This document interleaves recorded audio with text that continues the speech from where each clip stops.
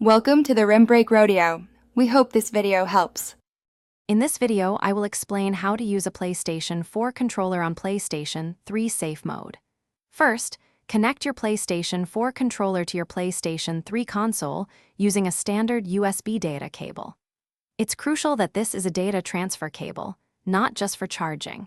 Next, power on your PlayStation 3 by pressing and holding the power button. Keep holding it until you hear 2 quick beeps, which indicates you've entered Safe Mode successfully. Once you're in Safe Mode, you'll need to navigate the menu.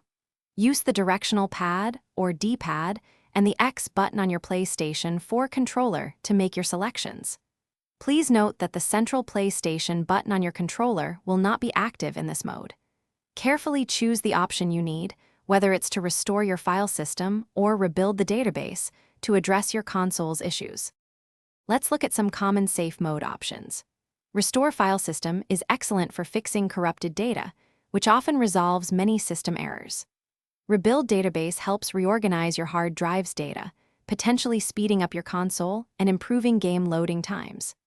Be cautious with Restore PlayStation 3 System, as this option will completely erase all data and revert your console to its original factory settings, requiring a full setup again. Before making any significant changes in Safe Mode, always back up your data to avoid losing precious game saves or other information.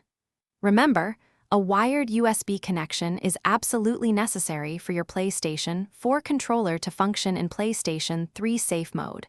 Wireless pairing won't work here. Also, be aware that features like rumble feedback and motion sensing from your PlayStation 4 controller will not be available while operating in PlayStation 3 Safe Mode. Thanks for watching. Consider subscribing if we helped you.